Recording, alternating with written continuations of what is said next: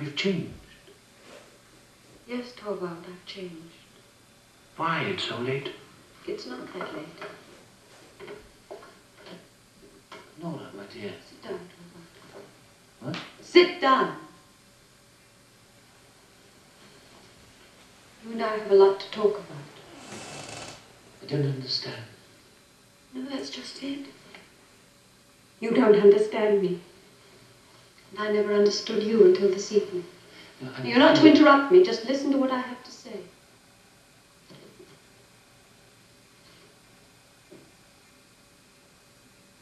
This is a reckoning, Torvald. What do you mean?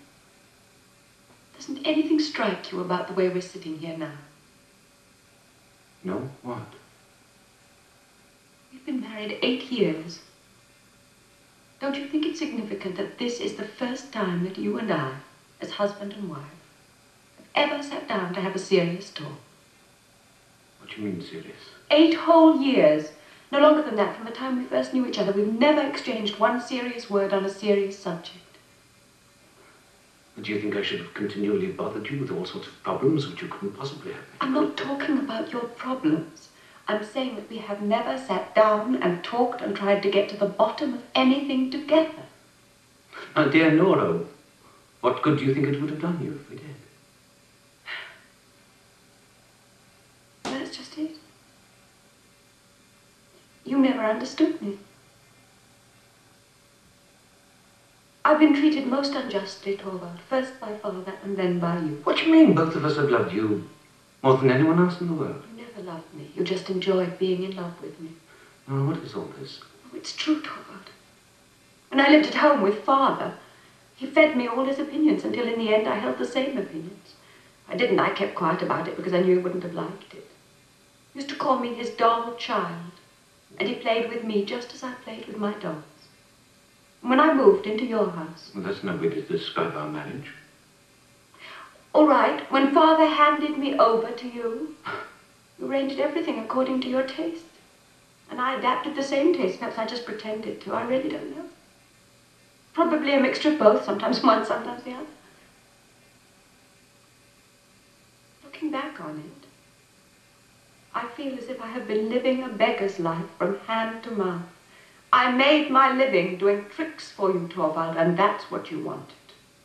You and father have done me great wrong. It's your fault I've never come to anything. No, how can you be so unreasonable and ungrateful? Why, you've been happy here, haven't you? No, never. I thought I was, but I never have been. Not happy? No. Cheerful, that's all. You've always been so kind to me, but our house has never been anything but a playroom. Here I was your doll wife. Just as at home I was father's doll child, and my children as well. They've been my dolls. I used to enjoy it when you played games with me, just as they enjoyed it when I played games with them. That's all our marriage has been, Torvald. Well, there is some truth in what you say, however exaggerated and hysterical it may sound. But from now on, all that will change. Playtime is over. Now it is time you were educated, Nora. Who, me or the children? Both you and the children, my dear love.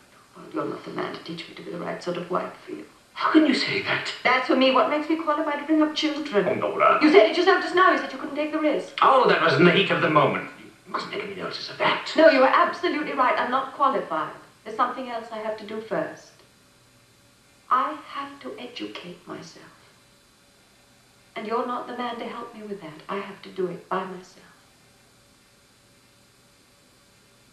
That's why I'm leaving you.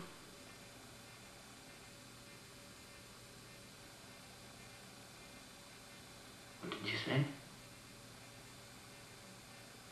I have to stand on my own 2 feet. If I'm ever to know myself and the things that are going on around me. That's why I can't stay in your house any longer. Nora. Leaving right away. Hey, mad, you'll do no such thing. I forbid you to. It's no use your forbidding me anything now. I shall take what belongs to me. I don't want anything from you now or ever.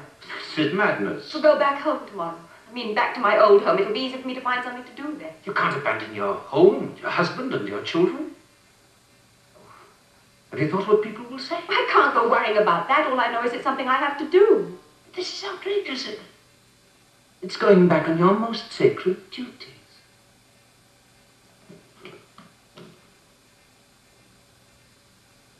And what, in your opinion, are my most sacred duties? Well, surely you don't have to ask me that. I mean, your duties to your husband and your children. I have other duties which are just as sacred. No, you haven't. What, for example? My duties to myself.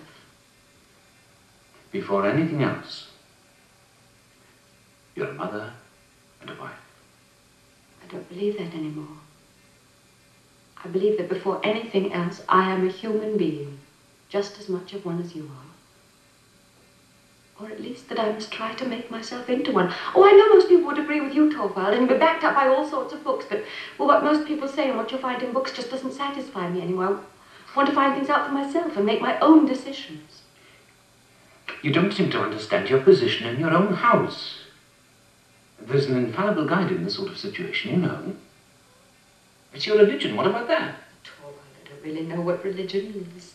I only know what Pastor Hansen told me when I was confirmed. He told me religion was this and religion was that. And I got out of all this and I'm on my own. I'll be able to think that over as well. I want to find out whether the things Pastor Hansen told me are true, or at any rate, whether they're true for me. But that sort of thing is unheard of in a young woman. Well, if you refuse to be guided by your religion, at least let me appeal to your conscience. I suppose you have some sort of a moral code, or perhaps you don't.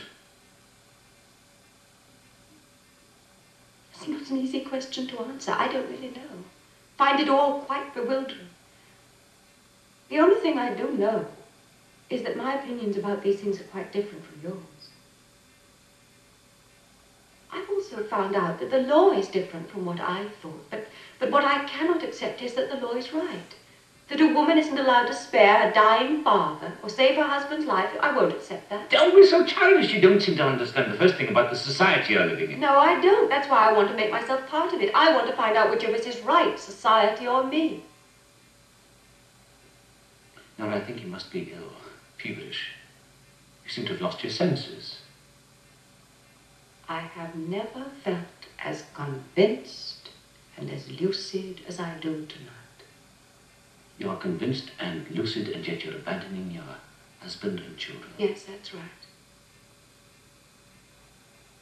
Then there's only one possible explanation for it. What's that? You don't love me anymore. That's exactly it.